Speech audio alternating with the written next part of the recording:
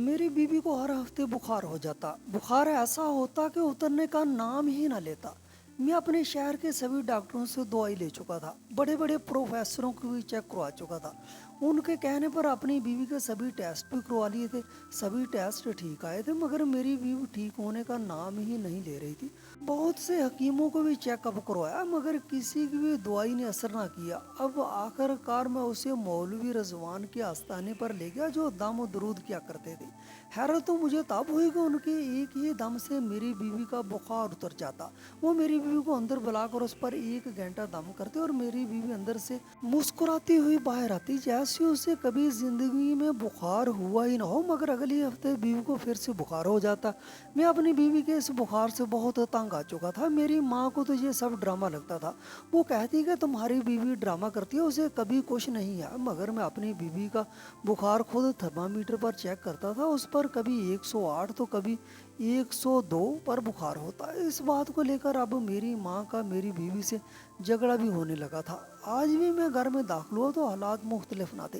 मेरी बीवी सर पकड़े बैठी थी, कभी अपने बालों को नोचती तो कभी हलक की अजीब अजीब आवाज़ें निकालती। अम्मी तो उसकी ये हालत देखकर घबरा जाती, मगर फिर भी वो मेरे कान में कहती कि ये सब तुम्हारी बीवी का ड्रामा है। थर्मामीटर पर चेक किया तो आज भी उसे 102 पर बुखार था। बहरहाल मैंने उसी वक्त अपनी गाड़ी निकाली और अम्मी नाजिश को संभालती हुई गाड़ी तक आए। नाजिश की हालत काफ़ी ख़राब हो चुकी थी।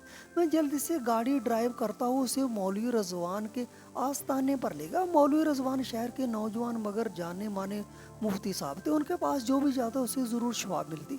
मेरी बीवी का मामला भी कुछ मुख्तलिफ ना था। हर हफ्ते मैं उसे मौलवी साहब के पास लाता और वो अंदर ले जाकर दम करते तो वो ठीक हो जाती। मैं तो उस पर खुश था कि चलो ज़िंदगी में सुकून तो है, हफ्ते के बाकी दिन तो आराम से कट जाते हैं। खैर, मौलवी साहब के आस्थान पर पहुंचकर मैंने नाजिश को उनके आस्थाने में छोड़ा और अम्मी और मैं खुद बाहर आकर बैठ गए। अम्मी भी परेशान थी। नाजिश मौलवी रजवान के साथ जाती तो 1 घंटा लग जाता। मौलवी साहब दम करते और उसे बाहर भेज देते, बल्कि यूँ कहिए कि वो खुद ठीक ठाक बाहर आ जाती। मगर आज 1 घंटे से ज़्यादा हो गया तो नाजिश अभी तक बाहर नहीं आई थी। मजबूरी में मैं खुद उसके आस्थाने की तरफ बढ़ा कि अचानक नाजिश के कदमों की आवाज़ आई और वो आस्थाने से बाहर आ गई। वो मुकम्मल ठीक थी, मगर उसके चेहरे पर अजीब सी परेशानी थी जिसे मैं समझ नहीं सका था। अब अम्मी मुझसे कहने लगी कि बेटा, हमें उसका कोई मुश्किल हल ढूंढना होगा। कल को मौलवी रिजवान नहीं होंगे तो हम क्या करेंगे? सारी ज़िंदगी तो हम यूँ दरबारों के चक्कर नहीं लगा सकते। बेहतर है कि तो मौलवी साहब से खुद बात करो, उसे कोई तवीज़ लेकर दो जिससे ये ठीक हो जाए। मैं तो अब भी यही कहूँगी कि तुम्हारी बीवी घर के कामों से जान छुड़वाने के लिए ये सब ड्रामा करती है। मैंने अम्मी को समझाया, अम्मी ऐसी बात नहीं, मैं खुद उसका बुखार चेक करता हूँ, उसे सच में बुखार होता है। फिर हम तीनों घर आ गए। 1 हफ्ते बाद नाजिश की हालत फिर ख़राब हो गई। मैं उसे लेकर मौलवी साहब के आस्थाने पर पहुंचा। जैसे ही आस्थाने के अंदर कदम रखा, मुझे मायूसी हुई, क्योंकि अब की बार मौलवी रजवान वहाँ पर मौजूद नहीं थे। उनकी जगह कोई उदेड़ उम्र का आदमी था। हुलिया और शक्ल से बिल्कुल मुख्तलिफ लगता था, मगर मैं इन्हें नहीं जानता था कि उनके पास मेरी बीवी का इलाज है भी या नहीं। खैर, मैंने नाजिश को अंदर जाने को कहा। नाजिश अंदर गई। उसकी हालत बहुत ख़राब थी, मगर 2-3 मिनट बाद वो आस्थाने से निकली। उसके चेहरे पर घबराहट थी और वो बिल्कुल ठीक ठाक लग रही थी। उसका अंदाज बता रहा था कि उसकी तबीयत तो बहाल हो गई है, मगर अभी तक वो बहुत खौफजदा थी। इतने में मौलवी साहब भी उठकर बाहर आ गए। अम्मी ने उनसे बात की तो अम्मी बताने लगी कि मेरी बहू को मुस्तकिल एक मसला है। हर हफ्ते बुखार की वजह से उसकी हालत ख़राब हो जाती है। किसी भी डॉक्टर की दवाई उस पर असर नहीं करती और उसे मौलवी रजवान के पास लाना पड़ता है।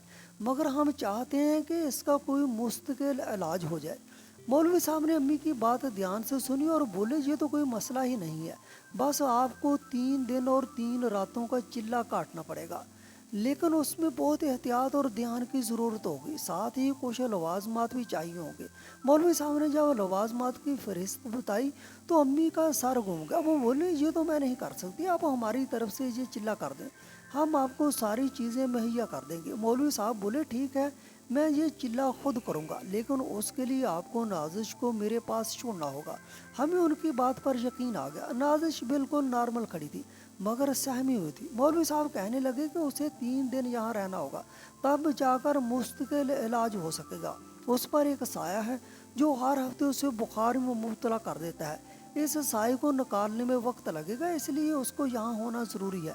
ये सुनकर नाजिश का रंग पीला पड़ गया। वो बोली, मैं यहाँ नहीं रुकूंगी, मुझे घर जाना है, मैं ठीक ठाक हूँ, मुझे कुछ नहीं हुआ। मौलवी साहब बोले, अगर इलाज ना हुआ तो फिर ये बार बार वापस आएगी।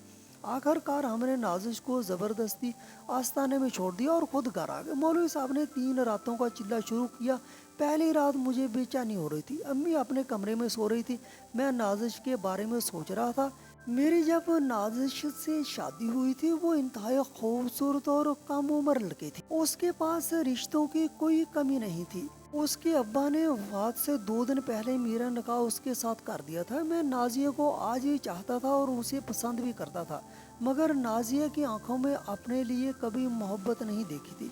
जब नाजिया ब्याह कर आई तो वो बहुत कम उम्र थी, उसे किसी बात का पता न था। वो जो उसकी मासूमियत पर इश्क हो गया था, लेकिन फिर रफ्ता रफ्ता नाजिया की हालत बिगड़ने लगी। उसे बुखार हो जाता और वो उतरने का नाम ही ना लेता। मैं उसकी इस हालत से तंग आ गया था। ताहम मौलवी रजवान के पास जाते ही उसकी तबीयत संभल जाती। मैं बहुत परेशान था। अभी मैं यही सोचों में गुम था कि अम्मा के कमरे से मुझे किसी की आवाज़ आई। मैं उठ बैठा। अम्मा के कमरे से मुसलसल इन्हीं की आवाज़ आ रही थी। मैं भागा हुआ उनके पास गया, देखा तो वो अपने सीने पर हाथ रखे बैठी थी, उनके माथे पर पसीना था। मैंने घबरा कर पूछा, अम्मा क्या हुआ, लगता है आपकी तबीयत खराब है। बोली, बेटे मेरा दिल घबरा रहा है। नाजिया के बारे में मौलवी पता नहीं कैसा होगा, हम उसे वहाँ छोड़ तो आए हैं बेटा, लेकिन हमें ये तो देखना चाहिए था कि वो किस तरह मना कर रही थी, उसे वहाँ नहीं रुकना। और फिर जवान औरत को इस तरह आस्ताने पर ऐसे जवान पीर फकीर के पास छोड़कर आना कहाँ समझदारी। अम्मा ने ये बात कही तो हालांकि उससे पहले हम पीरों फकीरों के बारे में ऐसी किसी बात पर यकीन ना रखते थे। हमारी बड़ी इज्जत थी। वैसे भी हम जिस आस्थान पर गए थे वहाँ की शोहरत इंतहाई अच्छी थी। ऐसा वाक़या पहले कभी पेश नहीं हुआ था। वहाँ आने वाले लोगों से कभी कोई मनफी बात हमने नहीं सुनी थी, मगर फिर भी इस्लाम में कुछ हदूद कायम है, उनके हदूद की पाबंदी करना ज़रूरी है। इंसान नेक हो या बद, लेकिन इस तरह पीर साहब के पास छोड़कर नहीं आना चाहिए। तो हो सकता है उसे कोई ऐसी बात महसूस हुई हो कि उसने हमें मना किया हो कि वो पीर साहब के पास नहीं रुकना चाहती। वैसे भी पहले वाले पीर ठीक थे, दम करके घर भेजते थे, लेकिन इसके चिल्ले की समझ नहीं आ रही थी। अम्मा के कहने पर मैंने गाड़ी निकाली, मेरे साथ बैठ गई। हम दोनों गाड़ी लेकर पीर साहब के आस्थान पर पहुंचे। देखा तो वहाँ हल्की हल्की रोशनी से सब लोग जा चुके थे, जबकि पीर साहब का कहना था कि रात को जहाँ कुछ औरतें आएंगी उनकी मौजूदगी में मेरी बीबी का चिल्ला काटेंगे और उनके माँ बनोगे। तो रात के आस्थाने की रोशनी बंद थी। हम लोग बड़े परेशान हुए कि पता नहीं पीर साहब नाजिया को लेकर कहाँ चले गए। मैंने अम्मा को गाड़ी पर रुकने का कहा, फिर चलता हूँ पीर साहब के आस्थान पर चला गया। यहाँ जाकर देखा तो एक महावस खड़ा था। वो बोला, किसी मर्द को अंदर जाने की इजाज़त नहीं दे सकता, बराए करम यहाँ से चले जाए, कल के वक्त आइएगा। तब मैं सोच में पड़ गया कि वाकई कुछ गड़बड़ा है। मैं अम्मा से कहा कि आप भी आ जाइए, आपको महावस को कोई इतराज़ नहीं होना चाहिए था, मगर खिलाफ तो मुझसे लड़ने लगा। बोला, कोई औरत भी अंदर नहीं जा सकती। उस वक्त चिल्ले का वक्त था, मगर मैं इस पर बेजिद रहा। अम्मा को अंदर भेजा, खुद उसे बातों में लगा लिया। वो सही और गलत की बहस कर रहा था, जबकि मैं जानता था कि यहाँ कुछ भी सही नहीं हो रहा। आखिर रात के वक्त यहाँ कौन से चिल्ले काटे जाते हैं। अम्मा जो आस्थाने के अंदर गई थी, कुछ देर बाद चीखती हुई वापस आई, बेटा जल्दी चलो, नाजिया रो रही है। खुदा जाने क्या हुआ, पीर साहब दरवाज़ा भी नहीं खोल रहे। अम्मा के कहने की देर थी कि मैं उनके पीछे पीछे दौड़ा। दरवाज़ा वाकई बंद था। नाजिया की हिचकियों की सिसकियों की आवाज़ आ रही थी। मैंने दरवाज़ा तोड़ने की कोशिश की, 2-3 मुहावज आकर मुझे रोकने लगे, मगर गुस्से में मैंने दरवाजे को ऐसी लात मारी कि दरवाज़ा टूट कर दूर जा गिरा। नाजिया अंदर बैठी रो रही थी। मैंने उसे झंझोड़ते हुए पूछा, पीर साहब कहाँ? उसने रोते हुए कहा कि मुझे यहाँ बंद करके बाहर चले गए हैं, मुझे नहीं मालूम कहाँ गए हैं। मुझे उसके तेवर ठीक नहीं लग रहे, तो खुदा के लिए मुझे यहाँ से ले चले, मैं 1 मिनट भी नहीं रुक सकती। उस शख्स ने मुझे ऐसी फैश बातें की कि मैं आपको बता भी नहीं सकती। नाजिया ने कहा तो मेरा गुस्सा साथ में आसमान पर पहुँच गया। नाजिया ने यही बताया कि पीर एक धोखेबाज इंसान है, उसके अलावा मुझे बुखार क्यों होता तो उसकी वजह भी वही है। मैं आपको घर जाकर सब बताऊंगी। मेरा एक पुलिस में जानने वाला था, मैंने फ़ौरन उसको फ़ोन किया। उसके थाने में शोहरत अच्छी थी। अब हालात मुख्तलिफ थे। पीर की असलियत सामने आ चुकी थी। 15 मिनट के बाद पुलिस की गाड़ी भी आ गई। जब पुलिस आस्थाने के बाहर पहुंची तो मुआवसों के हाथ पांव फूल के कहने लगे, हम तो जहाँ सिर्फ काम करते हैं, हम पीर साहब को नहीं जानते। पीर साहब कहाँ गए हमें मालूम नहीं था। गालबन पुलिस की आमद की खबर मिलने पर वो किसी खुफिया रास्ते से फरार हो गई थी। मैं अपनी बीबी नाजिया को लेकर घर आ गया। वो बहुत ज़्यादा खौफजदा थी। मैंने उसे चादर ओढ़ाई और हम घर पहुंच गए, लेकिन उसकी हालत अभी भी ख़राब थी। मैंने उसे आराम करने को कहा और ख़ुद भी सो गया। सुबह उठा तो नाजिया अभी तक सो रही थी। मेरे लिए अम्मा ने नाश्ता बनाया और मैं ऑफिस चला गया। वापस आया तो नाजिया का रो रो कर बुरा हाल था। मैं समझा कि उसकी तबीयत ख़राब हो गई। मैंने सोचा कि उसे आज फिर बुखार हो गया। मगर अब मैं उसे किसी भी पीर फकीर के पास ले जाने के मूड में नहीं था। सो मैंने उस बात का कोई ख़ास नोटिस नहीं लिया। दिल में सोच रहा था कि अब जो होगा देखा जाएगा, मगर उसका इलाज करवाने की कोशिश नहीं करूँगा। फ़कीरों के पास जाकर अपनी हुर्मत पर हाथ जाने से बेहतर है कि अपनी चार दीवारी में ही सब बर्दाश्त किया जाए। मेरा दिल अजीब सा हो गया था। तभी नाजिया आकर मेरे पास बैठ गई। उसकी आंखें सुर्ख थीं।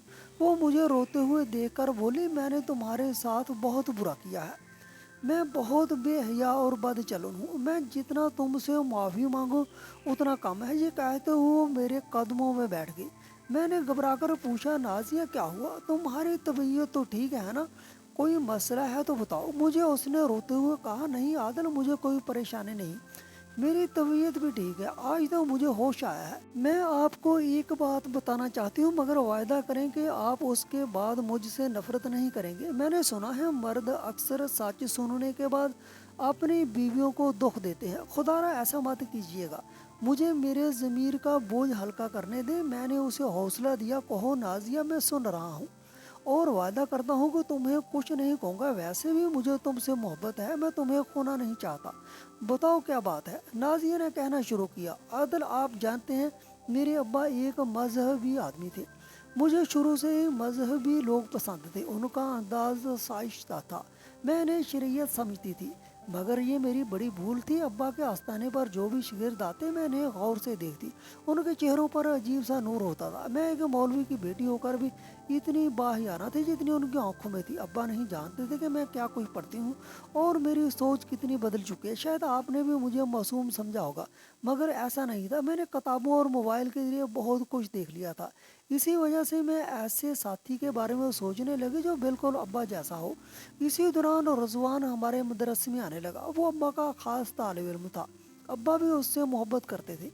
वो खुश शक्ल भी था और अच्छे घराने से भी था। जब मैंने उसे देखा तो मेरा दिल उसकी तरफ मायल हो गया। मैंने एक दिन उसे कहा कि मैं तुम्हें पसंद करती हूँ।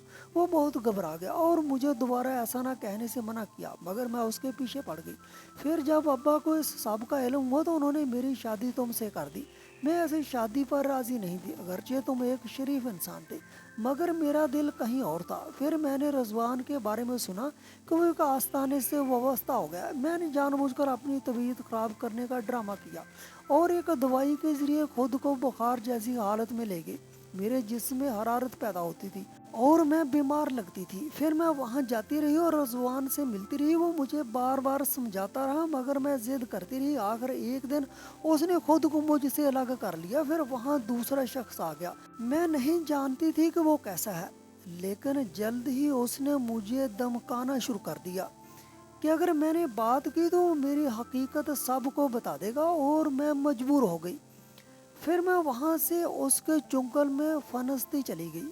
आज वो सब खत्म हो चुका है। वो रोकर मेरे पाँव पकड़ने लगी और कहने लगी, मुझे एक मौका दे दे, मैं दोबारा ऐसी गलती नहीं करूँगी। मैं खामोश होकर उसे देखता रहा।